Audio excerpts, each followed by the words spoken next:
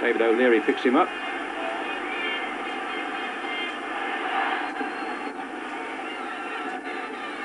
I think Barnes has just been given freedom really to go where he feels he might do damage. Here he is now on the left. And that's the sort of role he should revel in.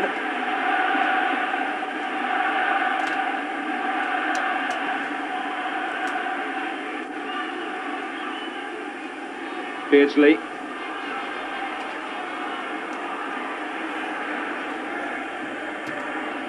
This is Walker. Yes.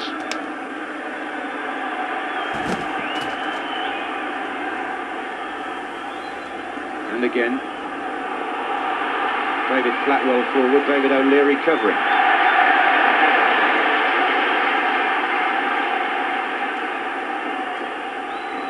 Wembley received 3 times the amount of applications for tickets that they could cope with for this game.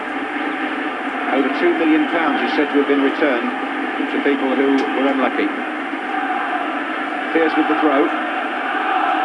There's Barnes, there's Lineker. Oh, and Staunton away from David Platt, who was just about to make contact when the Liverpool fullback hooked the ball out. Very close. Good flick on by Barnes, and Lineker was in there too, but Platt came close to putting that over the line. Throw in by Dixon here.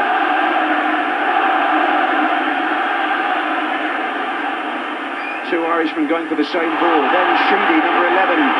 Collides with Dixon, who gets the ball back. Barnes. Still Barnes. Lineker's in there. Pearce is just behind him. Irwin for Ireland.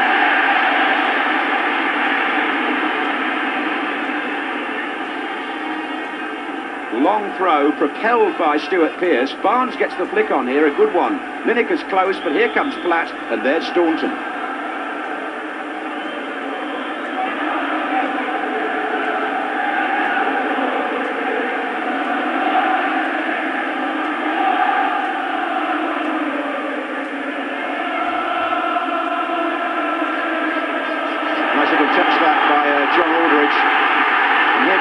Houghton's up there too, but Townsend already making some strong runs from midfield, as Platt indeed is doing for England. That's going to be a good comparison tonight.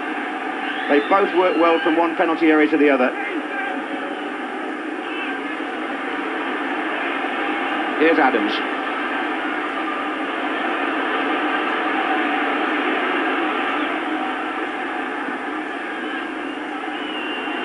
Walker. Looking for Lineker, but not finding him. Do you see this as being a tactical battle, Trevor? Well, I think the Republic are marking down at the back as well. David O'Leary primarily picking up Gary Lineker and Kevin Moore trying to pick up Peter Beardsley. He likes to drop deep, Beardsley, and rotate with David Platt, who then pushes forward from midfield. It would be important for Paul McGrath to keep an eye on David Platt getting into the penalty area. Was cleared, or half cleared, by O'Leary. Barnes. Robson's in the penalty area this time for England. The cross was blocked by Irwin, but Pearce can pick up the throw. Robson stays in there.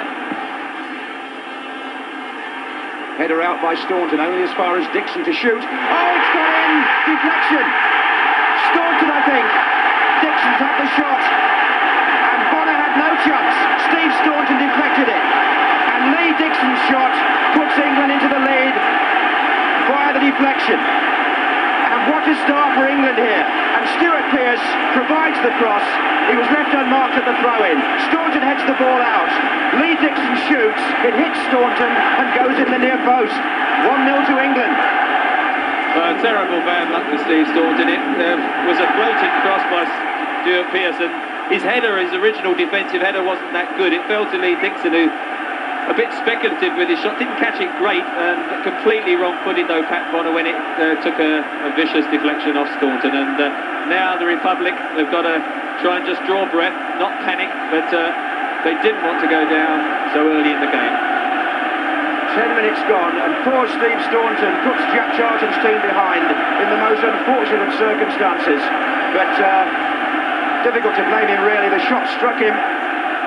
And it means that England have a wonderful platform on which to build, but then on the other hand, so they did in Cagliari when they took the lead earlier through Lineker and Ireland got back at them. They led in Dublin and Ireland came back again, so it's too early to talk about what that goal might mean. But 10 minutes gone, and Dixon, who's never scored for England before tonight, may well claim the credit for that. Quinn's in there. And the man with the headband is Kevin Moran. Andy Townsend. Sheedy.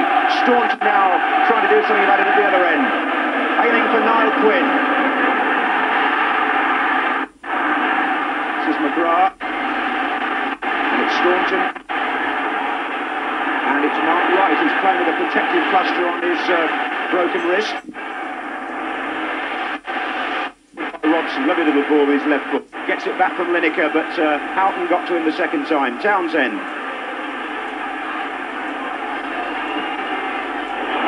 And here's Platt with Barnes inside him. O'Leary covering. Some sad Irish faces around just at the moment after that 10th minute shot. And this is how it happened from the other angle. Dixon hits it with his right foot, and I'm sure Bonner would have had it, but Staunton's deflection gave him no chance at all and diverted the path of the ball completely.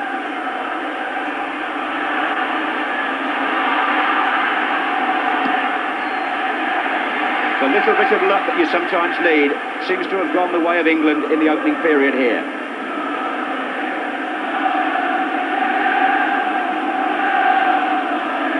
Staunton with the throw.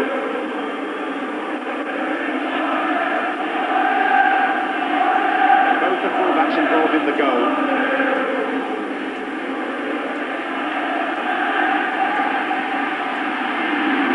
Long ball by Robson. And this is David O'Leary for Ireland. Dixon's header misdirected. Here's Quinn. Aldridge. McGrath.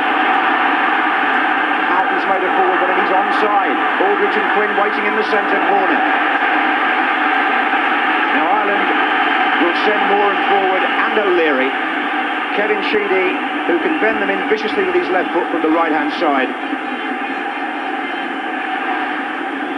Moran's gone into the 6-yard box, but it's been played short to Houghton. Lifted in. Quinn is there, out by Mark Wright and away by Platt. Back in again by Staunton.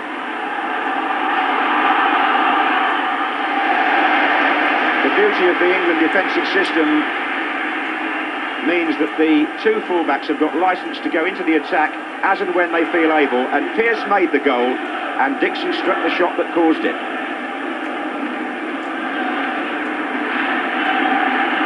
It was quick thinking by Pearce when the throw-in was taken, because he got to the ball before an Ireland player had a chance to mark him.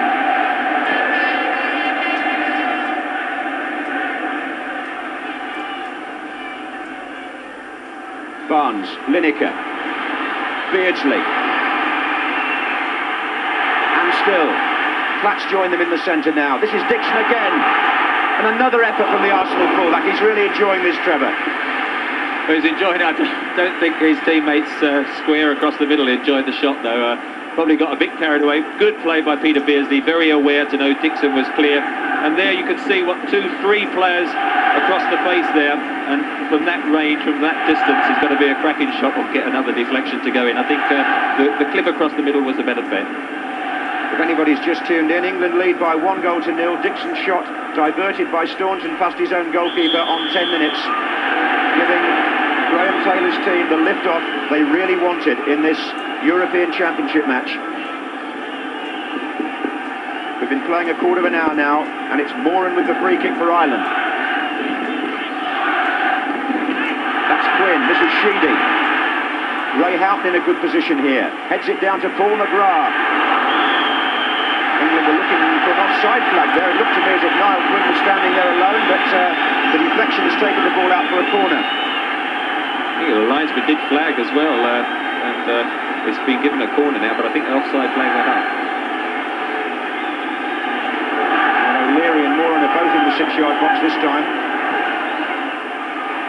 Oh, and Seaman's punched McGrath! And off the line, and Moran! A equalise. David Seaman got lost really on the cross, and the Irish so close to making it 1-1. The corner here has the goalkeeper with his punch not really a good one. The player on the line is Peter Beardsley, and then Kevin Moran crashes his shot against the post. It was Beardsley who cleared from McGrath initially, and McGrath thought there that Ireland were right back in it.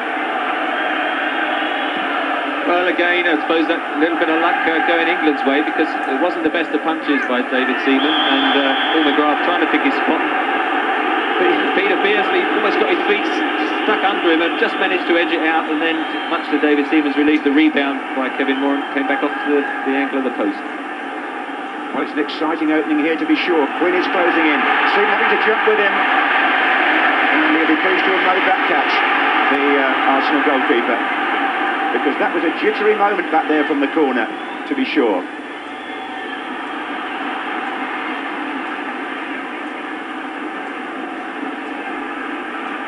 And he'll be pleased. Having seen Bonner beaten cruelly at the other end, Seaman will be pleased if he can get a few confident catches now. This is Mark Wright, wearing number 6.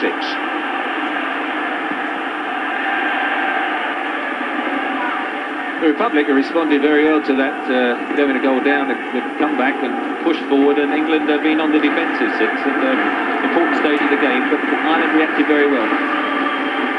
Peter Beardsley reacting well too, of course, that's why they put players on the post at corner kicks.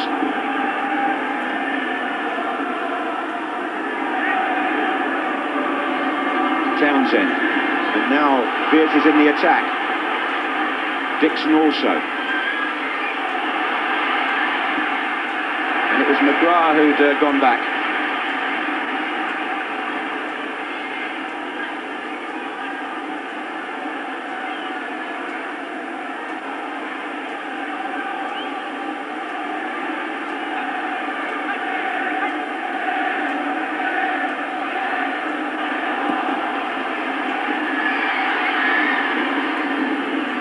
Wembley pitch is in very good condition. It's a pity about the paper blowing around on it in that half of the field, which makes it look rather untidy, but nothing untidy about the way the match has started. A notable incident already in both penalty areas, and promise perhaps of a better game than when these two teams have met before, when it's been so rigorous and by and large disappointing. Here's Barnes. Platt, good chest control. Beardsley, Lineker's closing here, and Packy Bonner came, and David O'Leary, I think it was, got in front of him to clear anyway. Don't think he could have heard the goalkeeper shout there, O'Leary. He wasn't taking any chances. I don't think he could afford to, because Gary Lineker was coming behind him, and I wouldn't like to say whether Pat Bonner there or Gary Lineker would have got to the ball. So David O'Leary, good defending. Yes, experienced fellow, isn't he? And playing partly tonight because Mick McCarthy, who's normally in the centre of defence, is injured. Forward by Staunton. Header on was by Niall Quinn. Having a fine season is Niall Quinn with Manchester City. It's almost impossible to beat in the air. What England must do is watch for the knockdowns and make sure they stay with the runners.